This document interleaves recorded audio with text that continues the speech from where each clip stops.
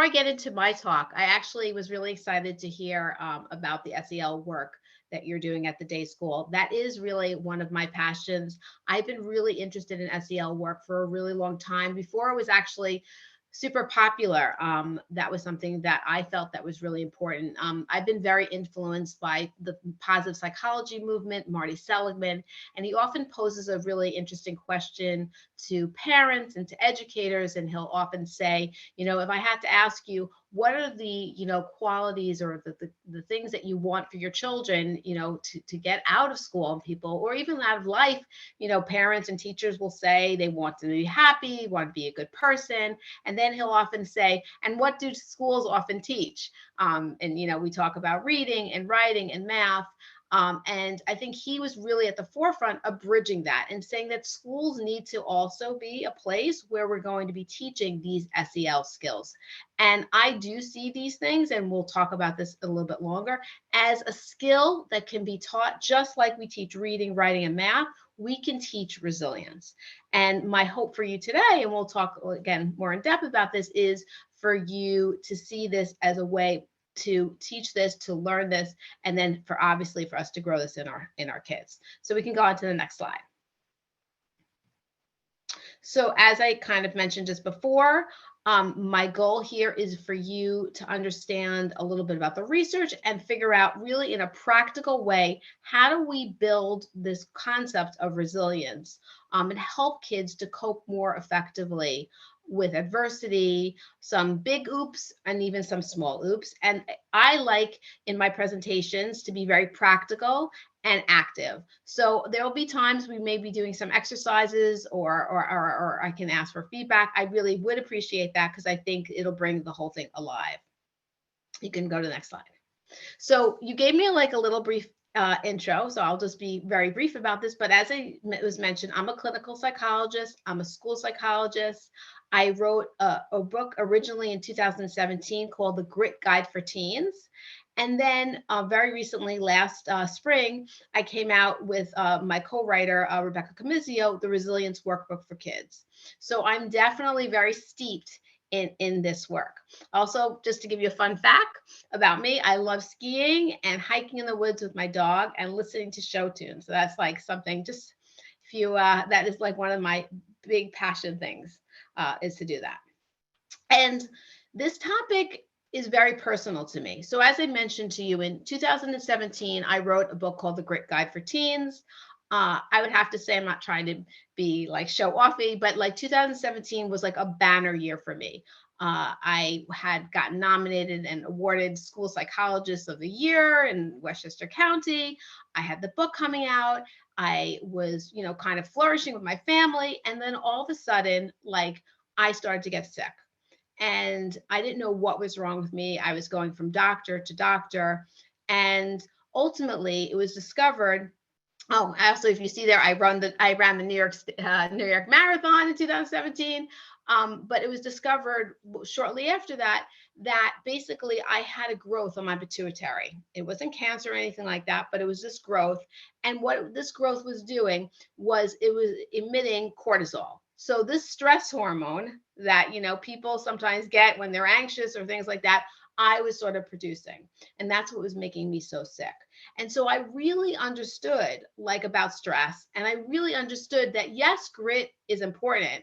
And again, I am a big believer in this idea of passion and perseverance. But what it really made me feel is that yes, that's important, but what I wanted to focus more on was resilience. And so how can you, when you have these things that stress in your life, what can you do? And basically, in terms of developing this book and developing this work, I'm going to talk to you about what the research says, but I'm also going to tell you a little bit what I personally found to be really helpful when I was really personally struggling. And I had to kind of cope with this kind of stress of not knowing what's going on with my health and also just being in a stressful condition because I basically had that growth going on for me. So you can turn to the next one. So in addition to, as I said, my whole personal journey with this, I don't have to tell you, the world kind of turned upside down in 2020, right? We had COVID. We have this increase in mental illness. The numbers are skyrocketing in terms of depression, anxiety, teen suicide, and anyone who works in the field will tell you that the kids and teens are really struggling right now. In addition, we have things like things about climate and political things that sort of are tearing people apart. So again, I felt this was the time to really help kids really figure out what they can do when they were going to be stressed. You could turn. And the thing that was sort of really unique about what happened, especially with COVID, is that first of all, there were two parts of it. One was that with COVID, it wasn't finite. Things were always changing. There was like these rules, then it was that rule. And at the heart of what makes people often anxious is a lack of certainty. So COVID in particular sort of hit that uncertain button that tends to trigger people, adults, and children. Furthermore, what we know about stress, and one of the things I really hope you come out with today, is that really the antidote to stress is connection. And what we had with COVID was kind of the opposite. It was like this social distancing, stay away, don't touch, be away from people. And that at the heart is what we know is when there's stress, one of the best things we can do is connect and connect with other people. And so it was a unique situation that COVID didn't allow us to connect in the way that can really be really helpful when faced with stress. So as I said, both personally and because of circumstances, I felt like there was this huge need to sort of take these ideas of resilience and share them in really a practical way. There's been, if you look at this work, and I really feel blessed because some of the really big thinkers in resilience, Ken Ginsberg from University of Pennsylvania, Robert Brooks, who's affiliated with Harvard, they have spent a lot of time talking about resilience. But what hasn't been out there is sort of a organization of all the skills and strategies that can be helpful and sort of putting it in one place. And that's what I sort of tried to develop. Okay, you can go to the next slide. And I want to say, because I know that all sounded very dire, all the things that we've gone through. But I want you to all realize, and this is really a good news, is that most of us are resilient. If you look at the studies, and I have the next slide is a slide just saying some of the studies. Over and over again, what we see in terms of the human condition is that people and children are resilient. And so you can go to the next slide. As I said, the original studies were done actually in Hawaii. They had the children there in Hawaii back in 2001. It was a longitudinal study. They have been following these children for over 40, 50 years. Werner is one of the big people in the field. And what she discovered was that children who have been exposed to either like environmental or family or real stressors, what they found over and over again is that over time that they were resilient, that they were able to what we consider sort of bounce back. These results are also replicated in other places, in Great Britain, in New Zealand, in Germany, Australia, over and over again. Those findings have happened. And the other person who's also found this, I'm sorry, go back for a second, just if you want to go a little bit deeper dive, is George Bonanno, the research one. And he also, after 9/11, he also did a lot of studies about people. And he again found this finding of this resilience and that most people are resilient. So in terms of thinking about this, if most people are resilient, what I was hoping is that, yes, I want people to understand people are resilient. So this work is helpful for those people who aren't, because there are those kids who are on those other tails. And the other thing is that just like me, maybe you won't, maybe, because I do have to say, like throughout my childhood or things like that, I had a pretty stressless life. Like I didn't have anything. But the reality is, to be human is to have stress. And at one point in someone's life, they will hit a stress point. And so even if the children haven't been, or they have are bouncing back, what I wanted to provide them are the tools that when they will hit a bump, because we will all hit a bump, they will have the skills to handle that. And just to kind of going back to Dr. Adler was saying, I do feel like schools are the place to teach those skills. Just like we are preparing kids to be efficient readers and writers, we also have a need to teach kids how to deal with stress and how to cope more effectively when that does happen. You can go to the next slide. So what I tried to do is sort of put it in this STORMS approach. So STORMS is an acronym. In my book, I actually use a lot of acronyms. I find acronyms are easy ways to remember things. And the way that I conceptualized it is basically that S, resilience starts with adults. It's very important. Again, the number one finding, again, if I had a key point I want you to walk away with today, is that the number one factor in building children's resilience is having what we call a charismatic adult. Having a person, it doesn't have to be a parent, but having a person in a child's life who nurtures that child, who that child feels has their back. That is the number one factor when we look at who is resilient and who isn't. So if we look at those Honolulu studies, when we look at them, that was a thing. They had a neighbor, they had a cousin, they had a grandparent, they had a parent, they had a teacher, somebody in their life who nurtured them and was able to help them cope with stress. And it starts with adults because obviously that's an important factor for kids. But if the adults aren't in a good place, they're not going to be good for anybody. So we also need to help the adults build this resilience. And then T, I really believe we can teach these skills. Just like we teach other things like academics, we can teach them to children as well. And I'll talk a little bit more about how to do that. And then O, we have to own all our emotions. In the book, I have these posters also. This is called Accept the Yuck.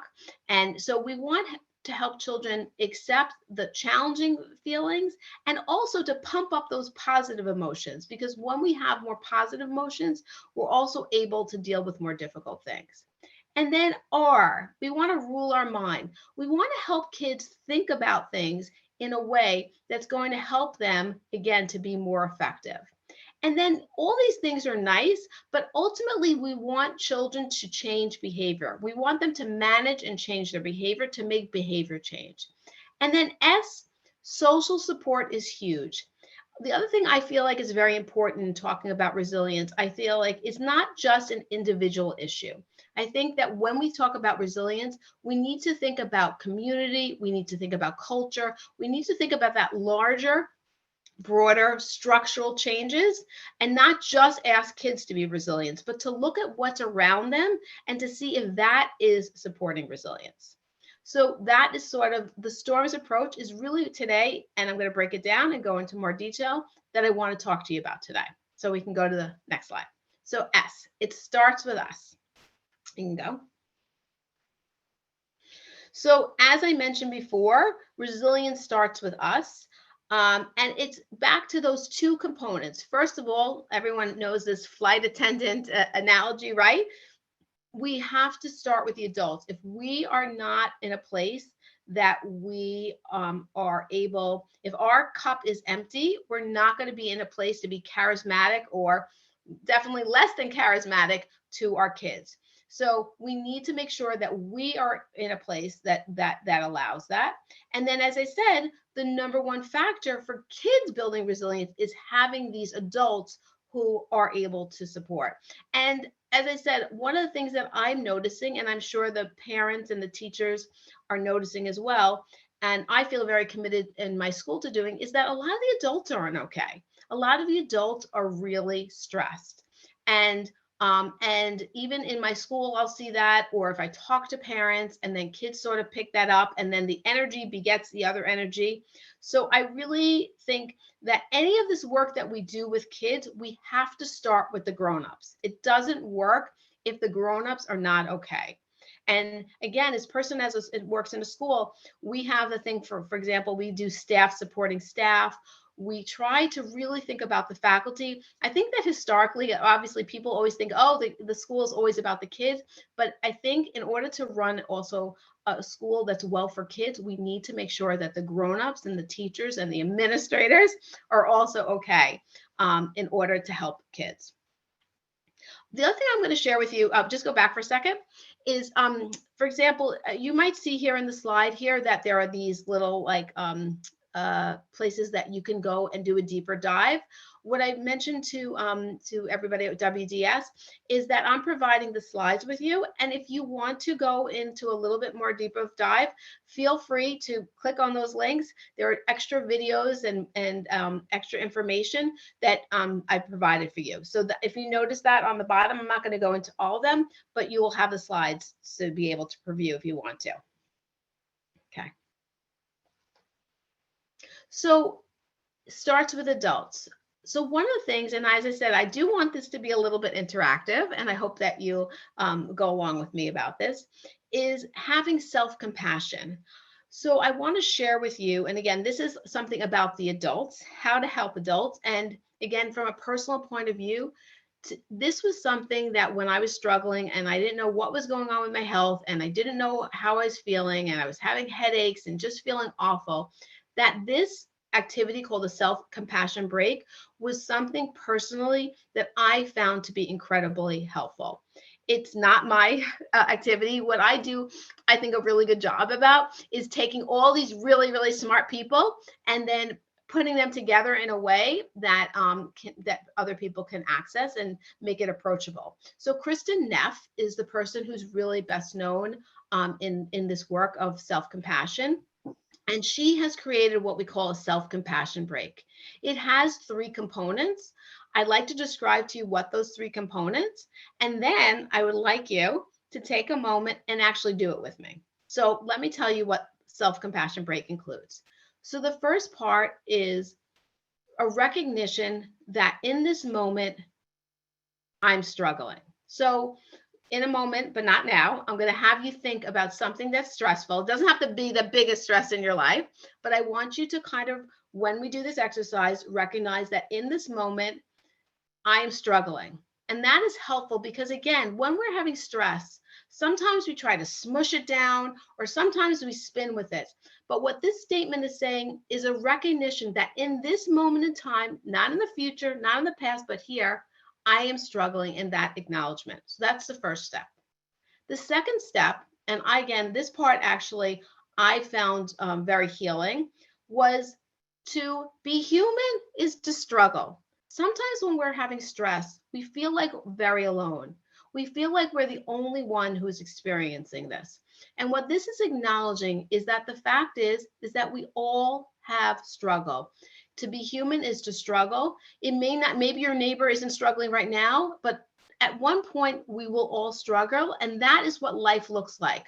Again, I think in this day and age of Facebook, where things, or Instagram or Snapchat, where everything is rainbows and unicorns, you can often feel everybody else's life is so easy and I'm the only one who is struggling. But what this statement acknowledges is to be human is to struggle.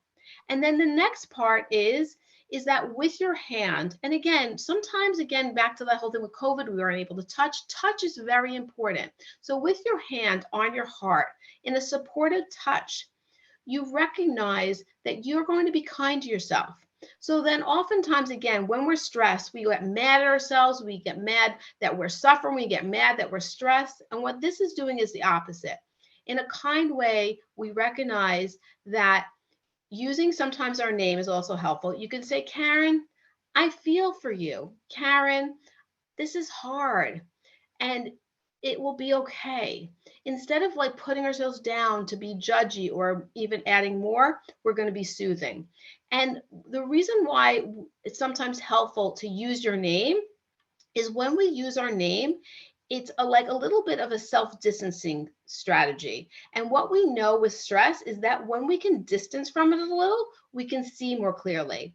And when we like talk, let's say, for example, if I said to you, if you were having a problem with a friend, and I said, well, what would you tell a friend to do? You will come up with a much more compassionate answer than what you would do for yourself. So simply by using your name, you're almost activating that ability to think more rationally than you would yourself.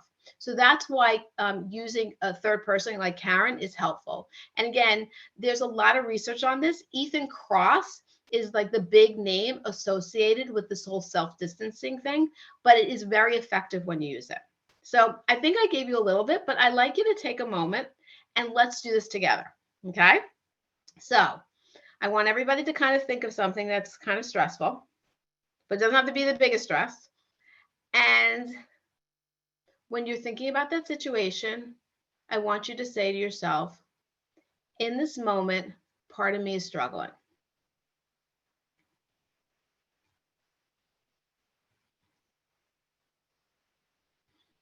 And then I want you to recognize that this kind of struggle is part of life.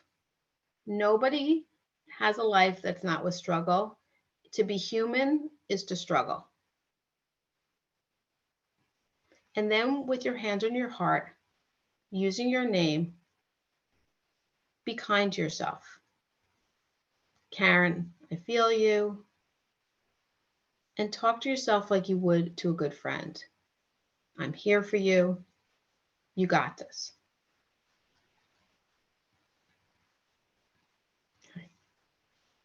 Thank you for engaging this with me.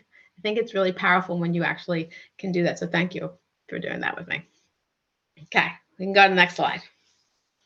So S, we covered the S, which is that starts with the adults. And again, the self-compassion break is something really powerful for the adults. T, we're going to teach these skills. Just like we teach other things, we're going to teach resilience. You can go to the next slide. So we've been talking about this term resilience, but I really didn't give you a good definition, right? So I want to actually come back and sort of define it. So what does resilience means? Resilience means staying strong in the face of stress. It's about getting courage, strength, and wisdom despite or in light of adversity. Nobody wants to have adversity, but often we can gain courage or wisdom because of it. It's a process. So resilience isn't an end product. It's something that happens. So when you go through things, it makes you more resilient. So I did not want to have this growth of my pituitary.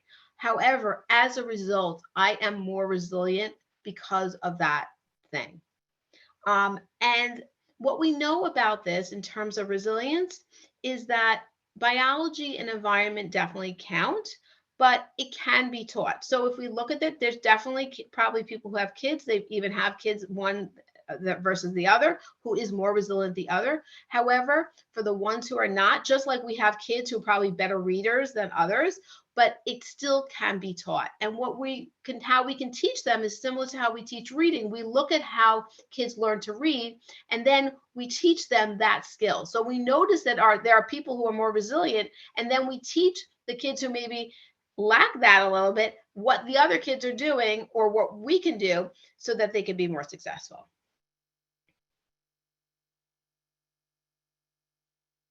So I want to show you actually a little video clip. This is Abraham Tversky, and he's talking about resilience. So you can show this.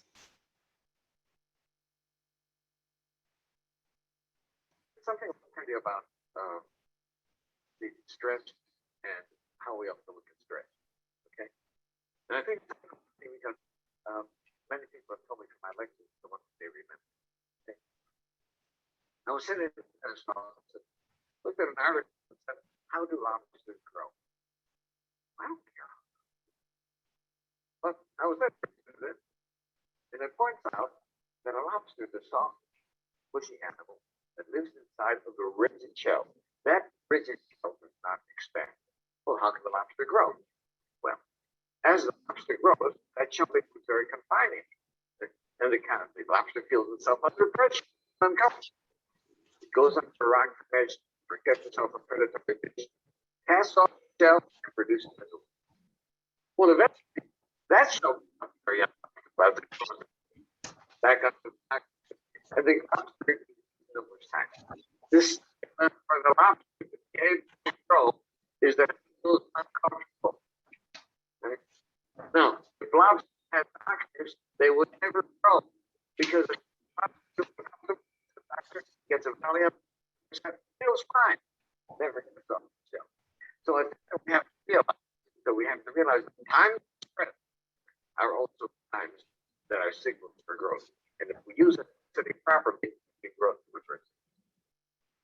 So I don't know. For me, it was coming out a little bit. I just want to make sure everybody was able to hear what he was saying. So what he was mentioning is about a lobster. It was interesting. He's like at a dentist or some office, and he's seeing a book about lobsters. Obviously, I don't know. I don't think he has a lot of interest in eating lobsters or experience with lobsters. Dr. Twersky, but he talks about what he noticed in this article was this very interesting phenomena that the reason that the lobster grows is that it ultimately becomes uncomfortable in its shell. So it is because of that uncomfortableness that growth occurs. And so that a lot of times we're like, oh, why am I uncomfortable? This is terrible. I'm uncomfortable. Well, what he's expressing and what I sort of did express with resilience is that these are also opportunities. Nobody wanted COVID. Nobody wants all the things and those stresses that we have, but they are these amazing opportunities that we can kind of grow and grow as human beings. And that is hopefully what I would like us to be able to get out of these times and the times that we are currently going through, is to see that as an opportunity of growth. You can go to the next slide. It's something I want to tell you about. It's something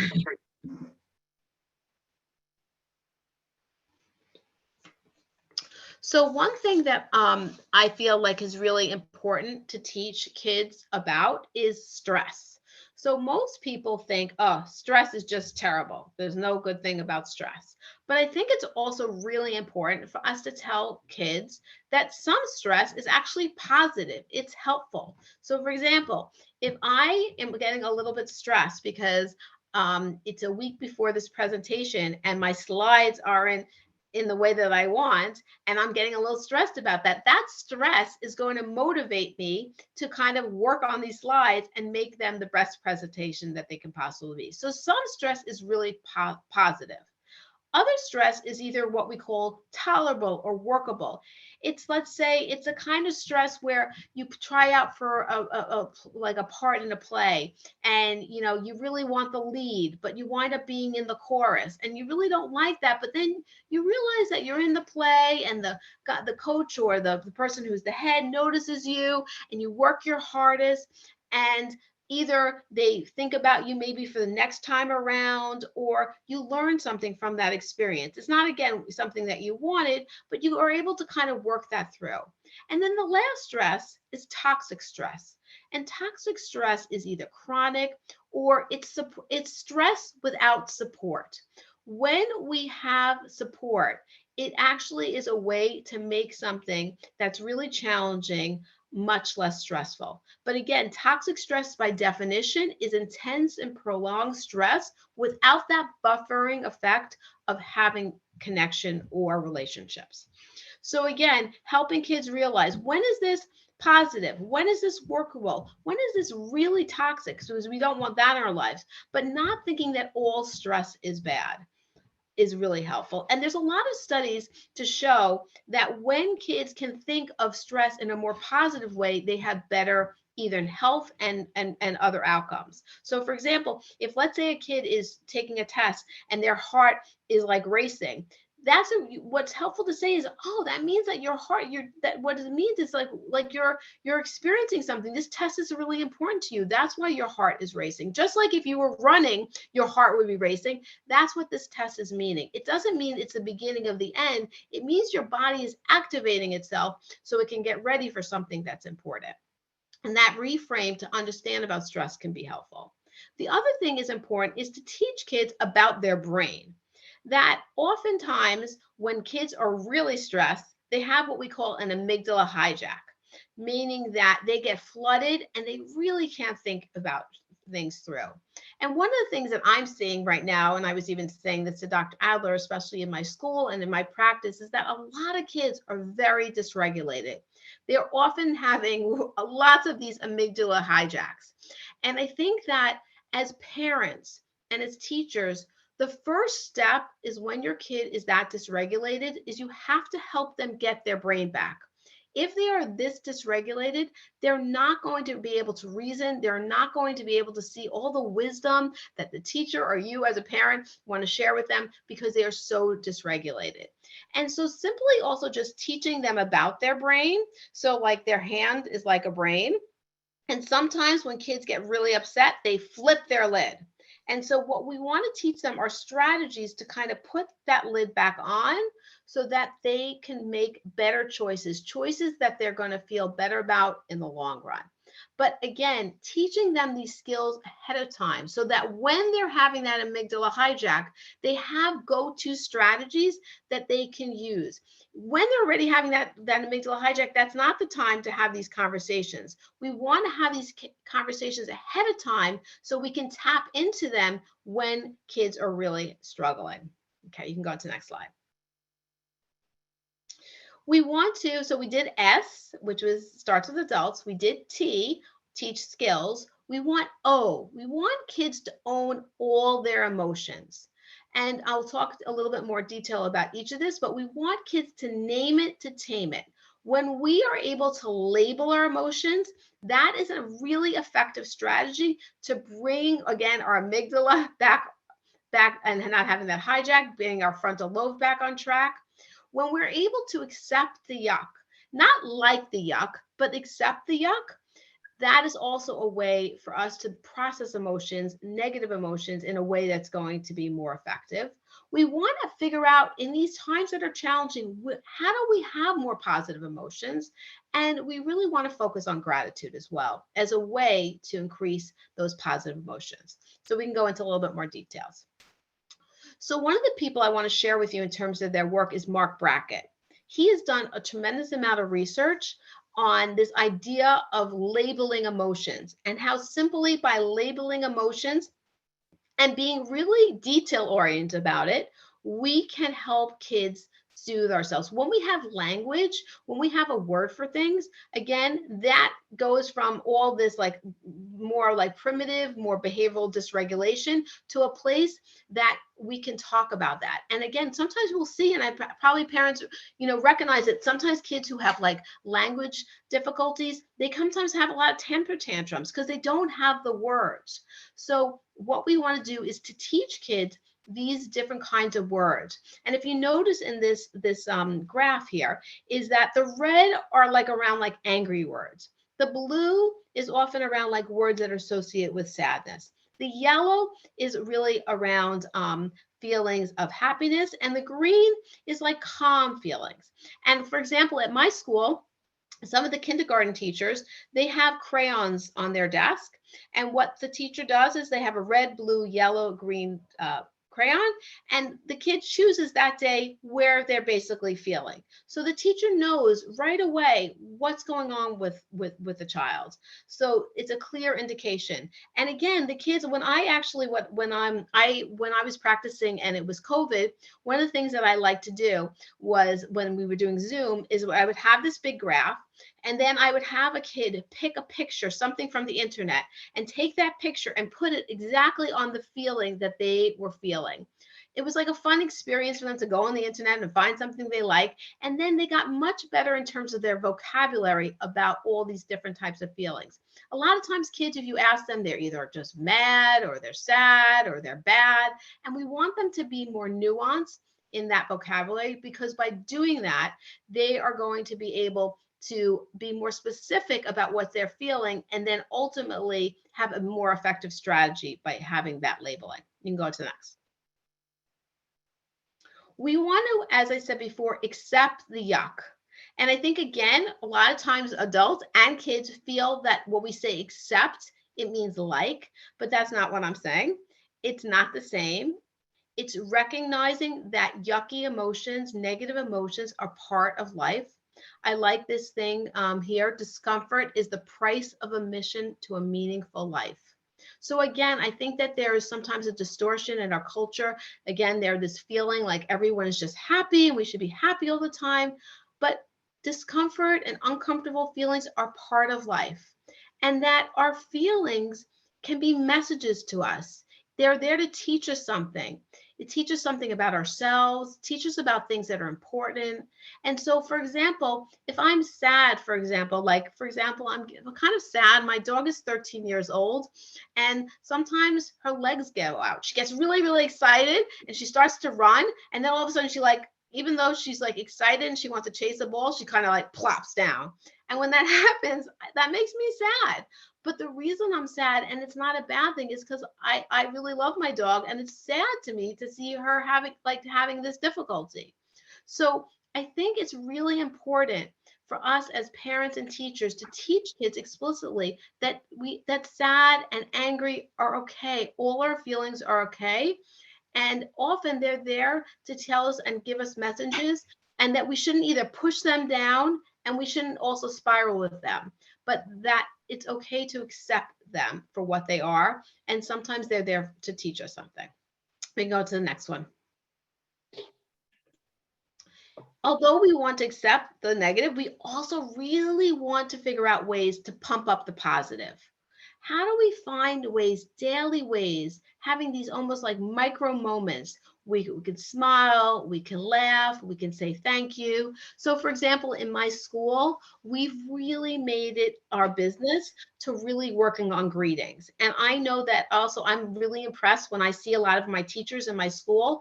They will stand in front of the door before the kids come in, and they will have all these like elaborate handshakes and greetings just to start the day in a way that is this micro moment of connection. And the other thing is that in terms of literature, another really powerful way to pump up the positive is through gratitude. As human beings, we have a tendency to focus on the negative. That is the human condition. And again, from an evolutionary point of view, back in the day, if we were like living in caves and all of a sudden a tiger came into a cave, it was going to be really important for us to notice that tiger. Less important when we, had a butterfly come in. So we've been sort of primed to notice the negative. However, we can shift. We can notice things that we are grateful for. And some simple things, practical ways to bring this into your children's lives is we can have kids sort of savor and recount things that they are grateful for. The other thing that has been found from a research point of view that is really powerful in terms of gratitude is to write a gratitude letter, is to find somebody in your child's life that they are grateful for, and for them to write a letter to them and to say why they're grateful for them. And not only to write this letter, but then to either visit them or pick up the phone or do a FaceTime and read them the gratitude letter. And what people find is that obviously the person who is hearing it is going to be, very touched by it. But who really gets moved by that is the person who wrote that letter. Experiencing that and being in the presence of sharing that information is really something that's really powerful. At my school, we had some summer sessions, and we actually had a happiness boot camp. And I actually demonstrated this at my school, and I decided to do this with my mom. And I wrote this letter, and then I told her in advance that I was going to be calling her. And I read this letter, and I still, like, this is now 2 summers ago, I still think back about it. And it was this really powerful moment. I know my mother loved it, but I'm telling you, as a person who was delivering it, it was really powerful for me, and it left me a positive feeling for way longer than I expected. Okay. So we want also kids to rule their thoughts, think about things in a different way, being able to notice, challenge, change those negative thoughts to more positive ones. We want to help kids develop optimism without toxic positivity. I think that that's a very important caveat. Sometimes, we don't want people to be Pollyanna. We don't want to be like, oh, this is great. COVID's great, or all those kinds of things, or all this is so great that we're having that. That's not healthy. We want to have realistic optimism. We don't want, again, that kind of toxic positivity. We want to help kids develop growth mindset. I'm sure that a lot of parents and teachers are familiar with that. We'll talk a little bit more detail. And we ultimately want people to tap into their values. So you can go on to the next slide. So one of the things, and this is actually an excerpt from my book, is in my book, as I said, there's like the whole thing is a storms approach. I use a lot of sailing, storm, rain, like that kind of metaphor. So we have a lot of sailing types. So one of the things that we teach in cognitive behavioral psychology is this triangle, that the way people think that the situation makes you feel a certain way. But what we try to teach kids is that there's this intermediate variable, is our thinking, is that the way we think about things affects how we feel. So, for example, we can all be presented, like I often use something that's, kids can relate to, like a roller coaster. Everybody can see a roller coaster. Some people can be like, oh my God, that's so scary. And some people can be like, oh my God, that's so much fun. What's the difference is how they're thinking about that. So whatever event happens, there is some control and choice in how you think about it. And it's important to help kids to identify the way they're thinking about it and help them come up with ways that are based on evidence, that are helpful, that are ways they would talk to a friend. So again, if your friend was going through the stressful event, how would you help them to think about that? Again, using that third person, using that friend idea is one way to help kids to be much more rational. So you can go on to the next. We want to have kids notice their thoughts. Again, often I'll say to kids, let's say something happened with your friend and I want you to almost have a thought bubble over your head. If you had a thought bubble over your head, what would you think in that thought bubble? How can you catch that thought? And then how can you check it? How can you examine it? Does that really make sense? Is that really based on evidence? If you were in a court of law, or often kids really know from school, what is the evidence in the text? A lot of times teachers will use that term. Even little kids know what is the evidence in the text. That means it has to be in the story. It can't be an inference. It has to be something that I can prove. How do we know that what you're thinking is true? And then how do we change it in a way that's helpful, in a way that's evidence-based, and a way that you would talk to a friend? So again, these are things that I hope you can kind of even walk away with. If your child is stressed, you can help them to figure out next time something happens with a teacher or a friend in school, or even a bigger thing, like somebody's going through, conflict at home. How can we think about these situations in ways that will make that, again, that are not unrealistic, but are realistic and ultimately are going to be helpful? You can go to the next slide. We want to have kids have what we have in terms of an optimistic mindset. Optimistic mindset means that in a situation, we're not falling into what we call Marty Seligman's problematic P's. The problematic P's are making it personal, making it pervasive, and making it permanent. When Marty Seligman and his colleagues have looked at kids who are depressed or anxious, he often finds they fall into those problematic P's. And instead, when a situation is challenging, we want them to think about them as more situational. So instead of what's wrong with me, well, maybe let's say, for example, a child is walking down a hall and a good friend doesn't talk to them. If they took it personally, they'd be like, what's wrong with me? Why are they not talking to me? Situational would be like, oh, I guess that person might have been busy. Maybe that person didn't see me. Maybe there's something going on, but it doesn't have to do with me. They wouldn't make it permanent. They wouldn't think that that person would be always mad at them. They would think, okay, in this moment in time, that person might be upset with me, but that doesn't mean it's going to be forever. They wouldn't make it pervasive. And sometimes with kids, I will say they won't take an ant problem and make it into a dinosaur problem. So if there was a problem, yes, that person didn't talk to me. But often I'll say to kids, when you're 120 years old and you're reflecting back in your life, are you going to think that this is the thing that you're going to stay up at night about? Or can we put this in perspective? From 0 to 100, where 100 is the world is destroyed, let's put this problem here. And sometimes kids can see it in a more realistic way. We don't want them to fall into those problematic P's. We also want to help kids have what we call a growth mindset, which is a mindset that is the belief that when things are challenging, that those are like Dr. Tversky or Rabbi Tversky said, that's an opportunity for our brain to grow. And so in that challenge, our brain grows, as opposed that I'm stupid, there's something wrong with me. I think that we know that life is difficult. School is difficult. There are a lot of challenging things. I often have to share this information often with kids in my school because they'll be presented with fractions or division or anything new. And very quickly, they'll be like, I'm stupid. I can't do this, or something's wrong with me.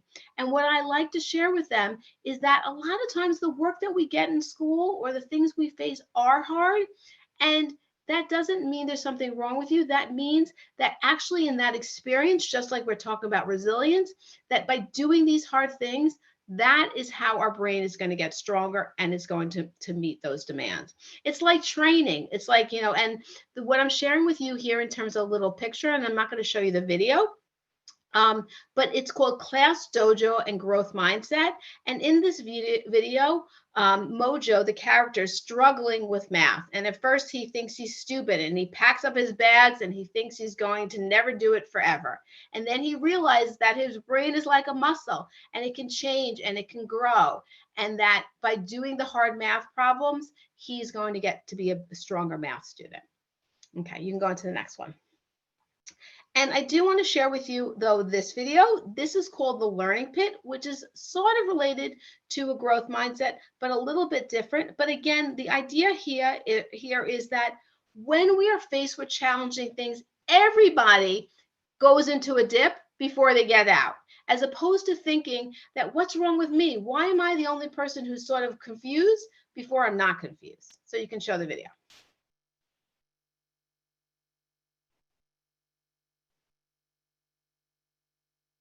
Is the volume working?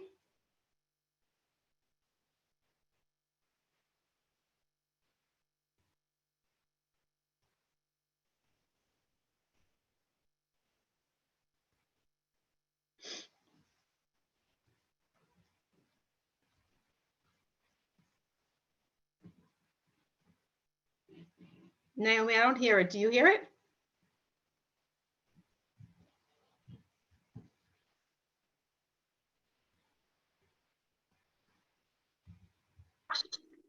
Shot at this. I failed over and over again in my life, and that is why I succeed. He recognizes that failure is a necessary part of success.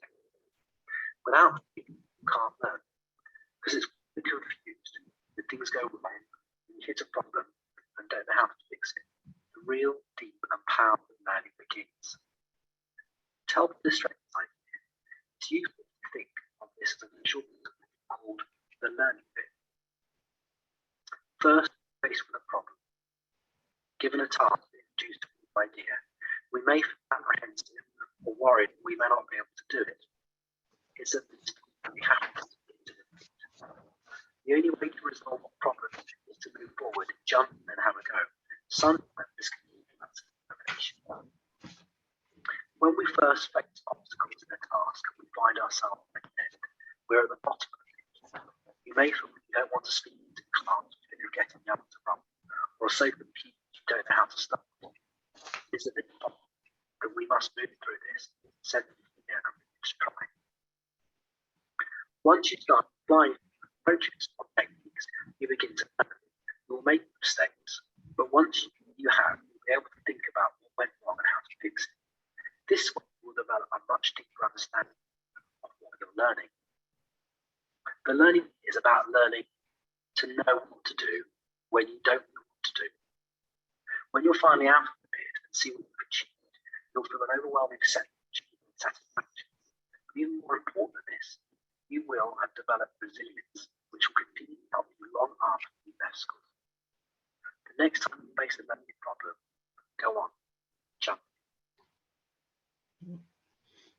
So again, I think that a lot of kids think, oh, when I'm like learning something new, it should come easy, it should be straightforward. And what this is sort of demonstrating is that when you're learning something new, at first you're going to be like, there's going to be confusion. You're going to have to jump in. There's going to be a period of confusion. What is normal? Everybody goes through it. And we have to go down to get back up, as opposed to, again, explicitly helping kids to understand that. A lot of people think, oh, of course, why would they expect to know how to do division or fractions? They haven't learned it. But a lot of kids, a lot of times they play video games, things come fast, they learn it very quickly, but a lot of things in school aren't like that. And they do need to kind of jump. And even if you really ask kids about these video games, a lot of times, even at the beginning of those video games, it can be confusing, it can be challenging, especially I'm sure as adults, if we look at those things, they would be challenging for us to play those games.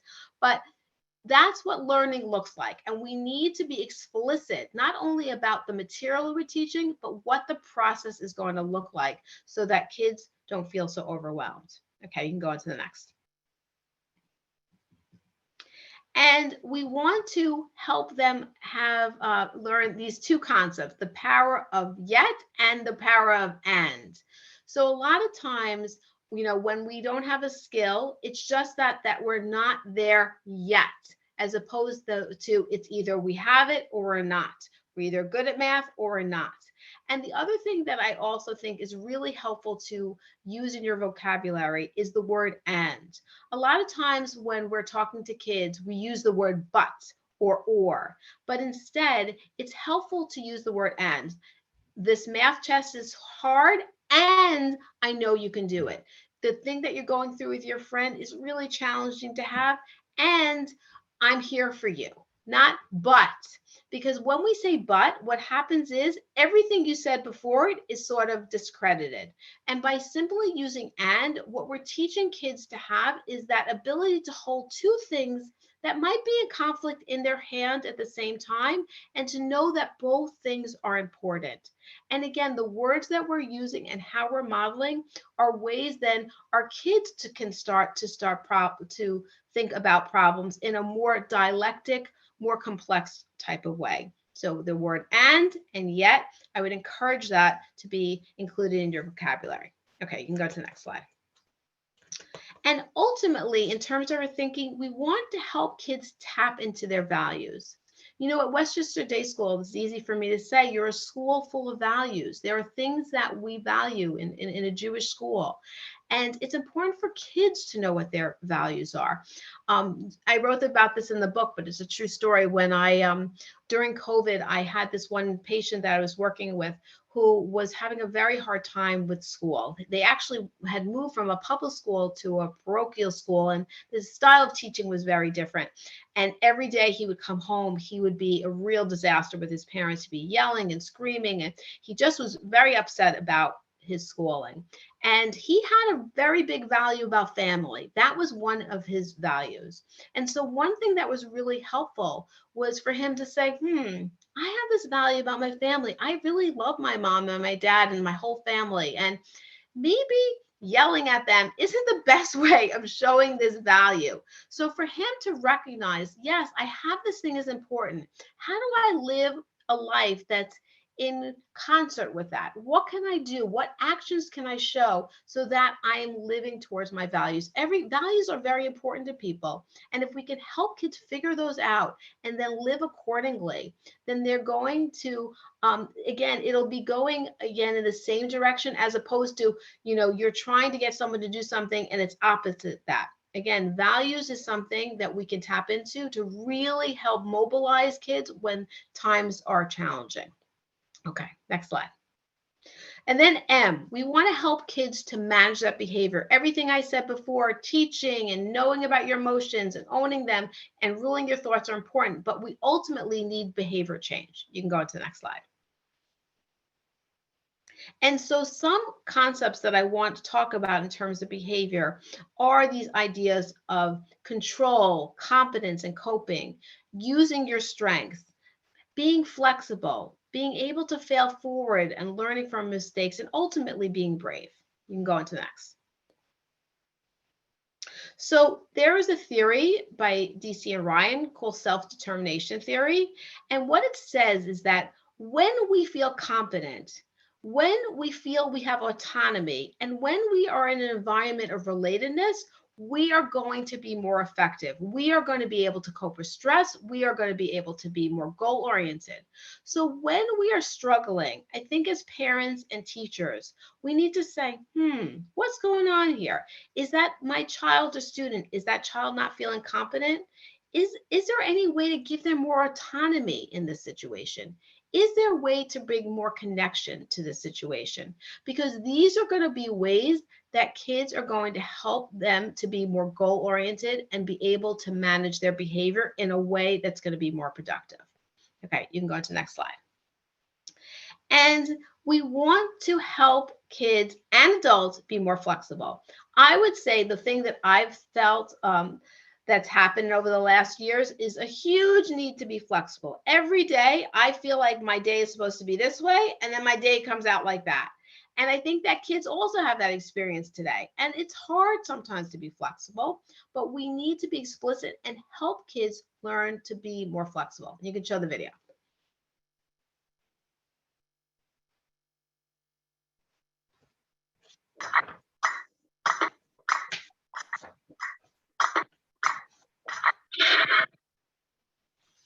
Whoa, nice. Oh, I don't need this. Already late. Somebody will come. Anybody out there? Do you have a phone? No. Sorry. Somebody! Hello? There are two people stuck on an escalator and we need help. Now, would somebody please do something? Help! I don't believe this. You gotta be kidding me. I'm gonna cry. Well, enough left to do.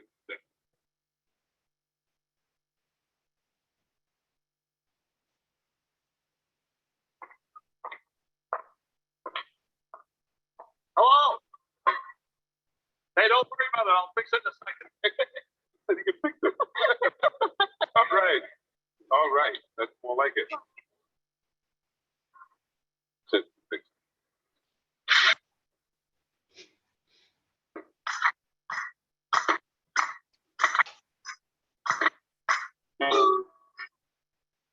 Okay. So a lot of times when I show this to kids, they're always like screaming at the video, like, walk up the stairs. What's the problem here? And I'll say to kids, obviously it's making fun of it, but what is your escalator? Everybody has an escalator, an area where it's really hard to be flexible. And again, sometimes we just get in our own way, and it's hard for us when we're going this way and we need to go this way. It's very hard for grown-ups and for kids to do that. But again, if we're talking about what helps in terms of coping with stress and being more resilient, is being able to bend and to be flexible and not to break. And the way to do that often is the way you think about that, or actually just practicing being more flexible. So a lot of times people feel like they need to wait for that feeling. I'm going to wait to feel more that feeling of flexibility. But again, what I would encourage is try to be more flexible, and sometimes then the feeling will come afterwards. So doing the behavior can also influence the way we think and we feel about things. We can go to the next slide. Sorry. Okay. And we want to again be really explicit with kids about what life is going to be like. That fail just means your first attempt in learning, and that we want to share with them what success looks like. If we look at success, what we often see is the top of this iceberg, but what we don't see is all that hard work, all those habits, all that disappointment that's on the bottom that made people be successful. And that's what it's going to look like. So to be really clear with kids about that. Okay, you can go to the next. And we want kids to be brave. We want them to act brave. Again, what I'm seeing is such an uptick in anxiety. And often when we're anxious, what we do is our sympathetic nervous system kicks in and we freeze, or we fight, or we avoid. And so as parents and teachers, we want to really stop that avoidance cycle. Even though in the moment it may make kids feel better to avoid something that's scary, what happens is when we avoid, it just makes us more likely to avoid next. So we want to break things into small steps. So just actually before I had this session, I have a kid who's really struggling to sleep in their own bed. And so what we needed to do is we needed to make a ladder of how that's going to look like to sleep in your own bed.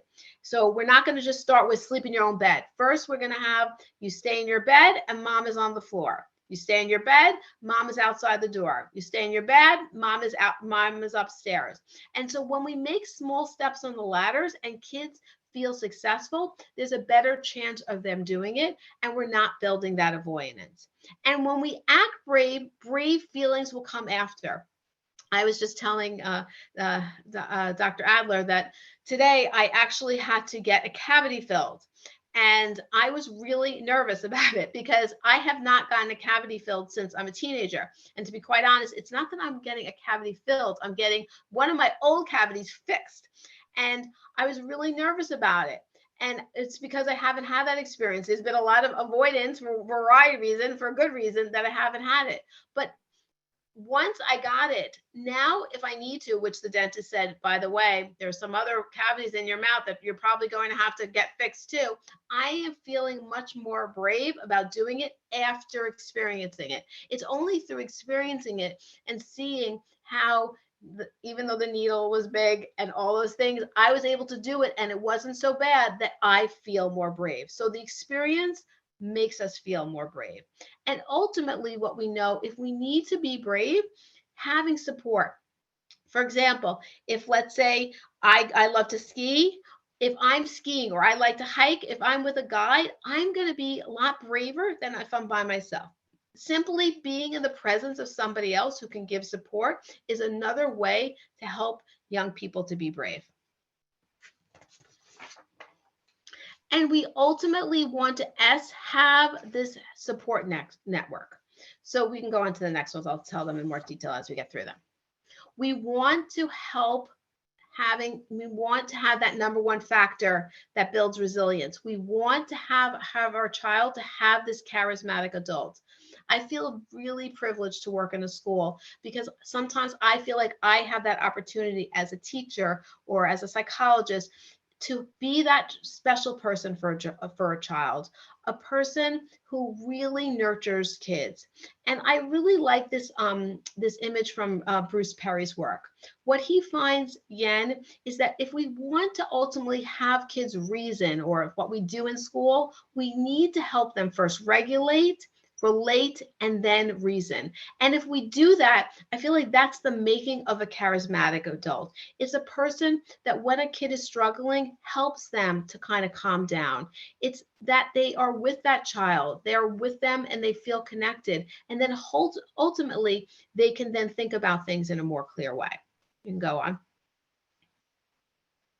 And this again is a little beyond the scope, but I did want to talk about with resilience. There are all these studies called ACEs studies, which are these studies where people have very traumatic events. And what they find is that in their health and long term, that there are health consequences of having stress in their lives. And that the more they have these adverse childhood events, the more likely they have both mental and health illnesses later on.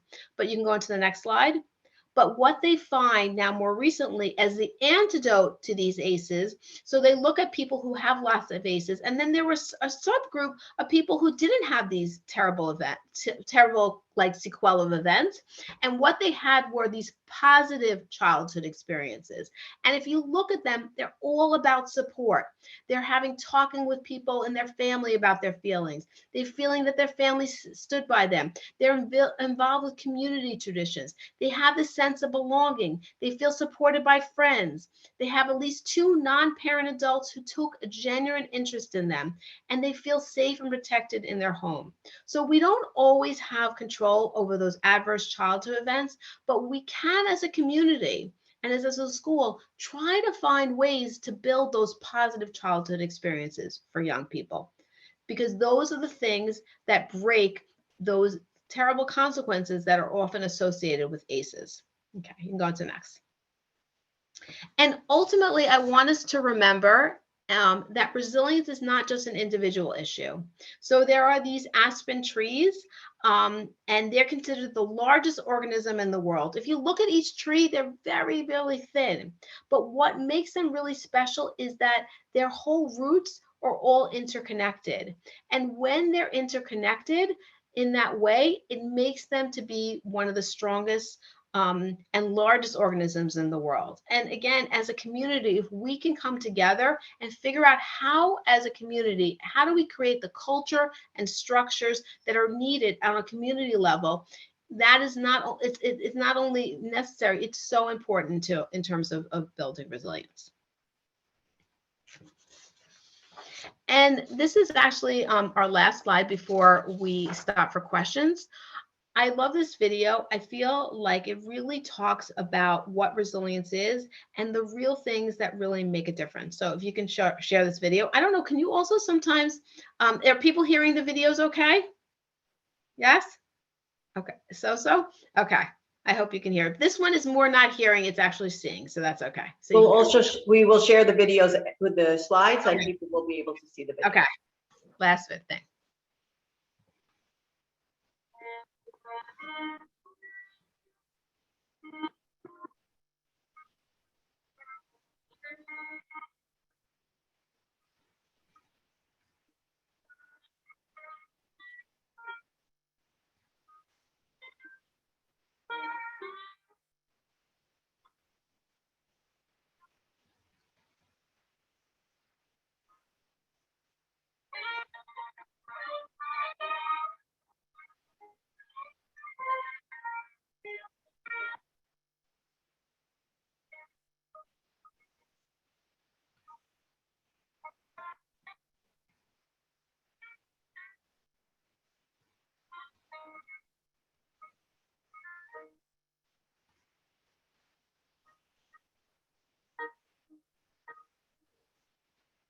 I am down, oh my soul so weary. When troubles come, my heart burdens me,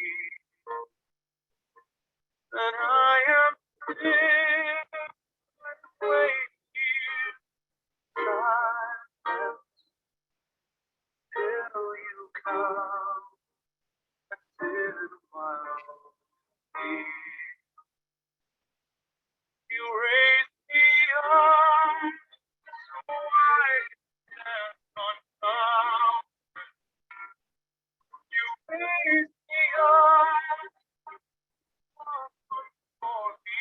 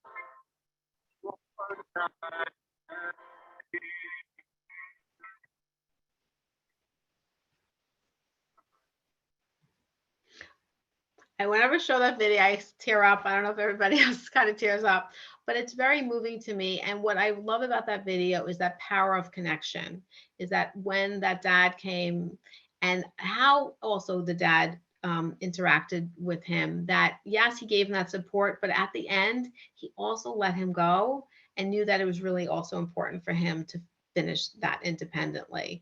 And ultimately, he didn't probably get the best time, but in the end, that whole experience, I'm sure, made him grow in that challenging moment. So again, I hope in today's talk, you've gotten some key ideas about how to build resilience, that it starts with us as adults, that we can teach those skills, that we want to help kids own all those emotions, the negative ones and the positive ones. We want them to help them to think in a way that's going to help them to cope more effectively with stress and not fall into those problematic P's, and then act in ways that are going to be more resilient types of behavior. And then not just ask our kids to do this work, but and not even the adults, but really think about this as larger structural and community issues and figure out how to give that support so that we can really put all those ideas together and give kids those tools that are so necessary. So thank you, everybody. And we have some time for questions. If people have questions, I don't know if it was in the chat or people just want to raise their hand, that's also fine as well.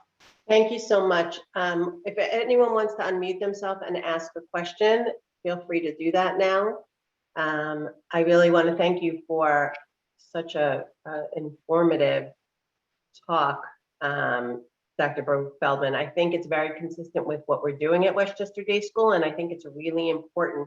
First of all, I will tell you that we are using your workbook, some of the activities in your workbook as part of our social emotional learning program. So thank you for that too.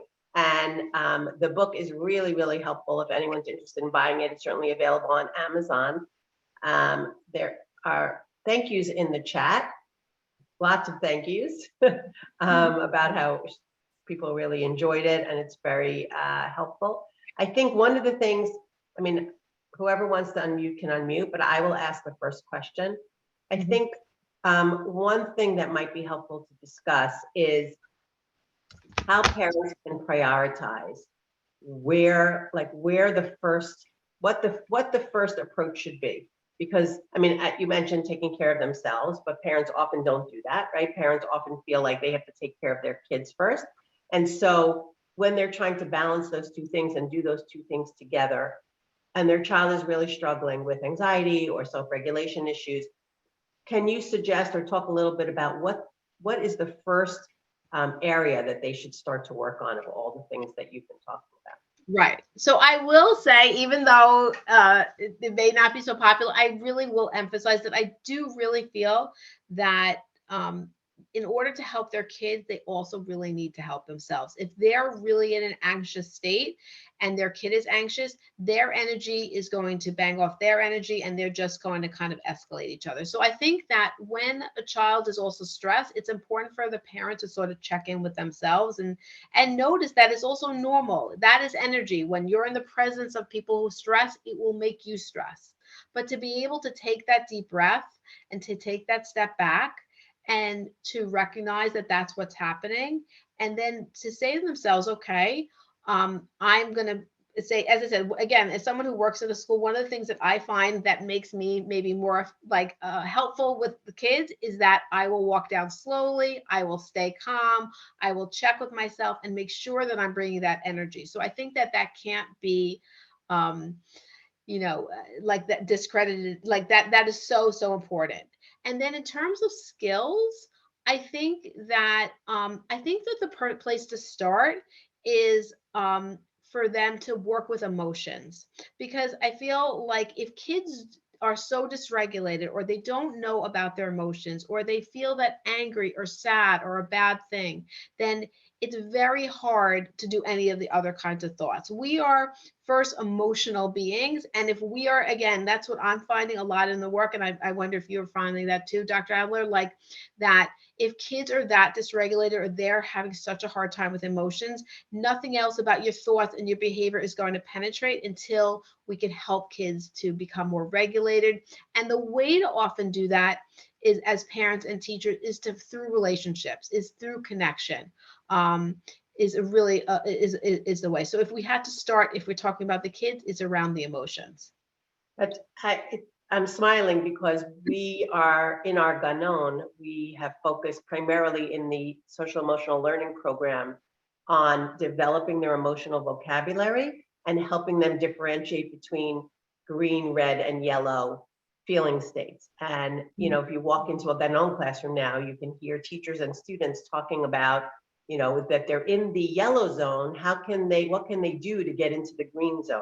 Or they're heading towards the red zone. I see that you're heading towards the red zone. What can we do to get you back out of the red zone? And that language is being used throughout the Ganon. And I think that's a really helpful thing to carry over to home. And we're going to actually be sharing that information with the parents soon so that they can start to use that language and it can be consistent through a child's life. Right. And the other thing I would say, and I feel like I'm also feeling as a clinician, I'm doing this more and more, is I feel like sometimes as adults, we talk to kids a lot about this. And I feel like it's really important to act it out, to role play. So it like we could say, what could you do when you're feeling green or yellow? But I would say, okay, now we're feeling yellow. Give me an example. Let's see, what could you do? Can you show me this? So back to, I think I just was mentioning to you that I had a kid I was working with who was having a difficulty time sleeping in their bed. We practiced him sleeping in my couch, the mom sitting on the floor. Then we're going to do it with the mom sitting on the bed. And you might think, well, why is that necessary? But especially with kids, we need to do things more actively. We make changes again when we change our behavior, when we role play as opposed to talking. So I would really encourage you not only to talk about this, but act those things out with your kids. That's a great point. Absolutely. Are there any other questions that anyone wants to unmute themselves and ask?